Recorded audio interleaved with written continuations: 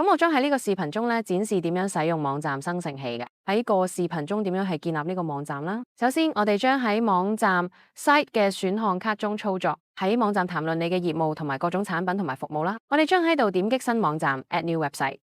我哋有超過1000個網站模板可供選擇，俾構建網站變得容易。我將展示一啲我哋選擇嘅模板，然後喺左邊咧，我哋可以睇到所有嘅模板啦。如果你向下滾動，我哋有成千上萬個根據唔同類別啦喺左邊顯示啦，可以搜尋同埋過濾篩選你所需要嘅模板類型，例如有汽車啦、美容啊、時尚啊、商業教練啊、諮詢啊等等，從咧喺大量嘅行業市場中選擇。今次選擇一個預覽，通過點擊小箭頭展開查看報告，然後咧模板添加到我哋嘅網站模板庫啊，佢會好似咁樣彈出所有嘅頁面，跟住咧可以點擊並編輯咧每個單獨嘅頁面啦。我哋有我哋嘅主頁咁嘅聯繫頁面、安排電話、感謝鏈接和簡歷，咁所有呢啲唔同類型嘅頁面咧，都包含喺我哋嘅網站裏邊。我會點擊呢個主頁，如果你點擊佢咧，佢將喺網站編輯器中打開。咁呢度嘅功能好多，我會喺度展示一啲基礎嘅知識，非常之簡單啊！咁所有嘢都包含喺盒子入邊，大盒仔同埋細盒仔。我哋可以揀呢啲大盒子嘅背景圖，我哋可以改變右邊嘅呢張圖片。分模所有嘅嘢，如果你點擊一個元素，嗰個元素樣式中嘅所有嘢同嗰個元素裡面嘅文本或者裡面嘅任何嘢都喺右邊。如果想改變背景圖片，可以點擊小圖片按鈕，上傳至定義圖片。咁我咧係唔打算改變佢嘅，你都可以喺度點擊呢個按鈕，然後你可以改變按鈕嘅文本。咁所以我哋可以話而家就預訂啦，然後我哋可以俾按鈕添加潛台詞，譬如係從今日開始啦，你可以設計你嘅按鈕等等。咁然後咧喺呢度我哋可以改變按鈕嘅背景顏色。如果你想俾佢係藍色或綠色，你可以改變所有唔同嘅樣式。Desktop 上面嘅字體大細、字體顏色。然後你都可以將佢切換到呢個手機上面，改變手機上面嘅字體大細。我哋可以喺 desktop 同埋手機之間切換，亦都可以喺手機內部編輯。假設我哋咧想喺移動設備中改變某啲元素咧，咁但係唔希望佢顯示喺 desktop 上。比如喺呢個例子中咧，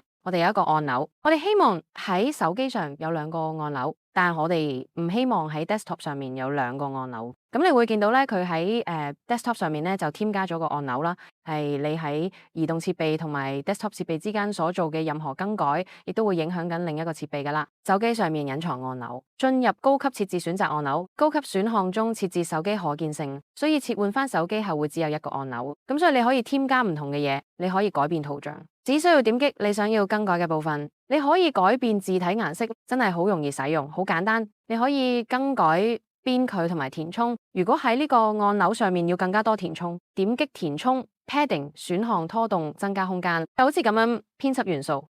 如果想添加唔同嘅預覽啦，假設我哋喺書按鈕下添加元素，點擊橙色框小注嘅咁揀選擇咧係呢個標題、副標題、段落、項目符號列表、另一個按鈕、表單等嘅元素啦，我哋可以揀一個表單。咁喺你從賬戶裏面嘅表單裏面選擇啦。後續視頻展示點樣喺 Form Builder 中創建表單。假設選擇一個之前喺 Form Builder 設定嘅表單，佢會自動填充到網站上面。也許我哋想喺立即預訂按鈕同埋表單之間增加啲間距，咁所以我哋可以喺度增加少少餘糧，就可以將佢隔開咗啲。咁咧就係咧我哋點樣喺網站上面嵌入表單嘅。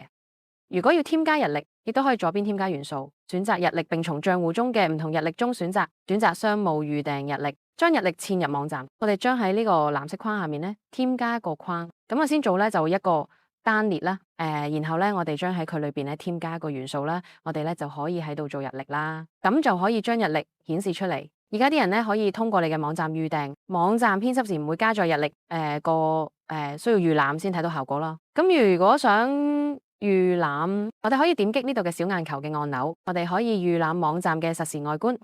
所以我哋可以喺度填寫表格，咁嚟輸入我哋嘅信息。咁然後咧，我哋亦都可以喺度預覽到我哋嘅日曆係咩樣嘅。我哋將跳翻去到網站生成器，可以喺度添加咧喺網站上面彈出嘅彈出窗口。咁所以我哋可以通過點擊呢一度啦 ，pop-up setting 彈出設置嚟管理彈出設置。然後喺右邊，我哋可以俾彈出窗口添加一啲樣式。喺呢度添加唔同嘅東元素elements， 對網站任何更改之後確保保存，退出或者切換頁面前保存所有內容。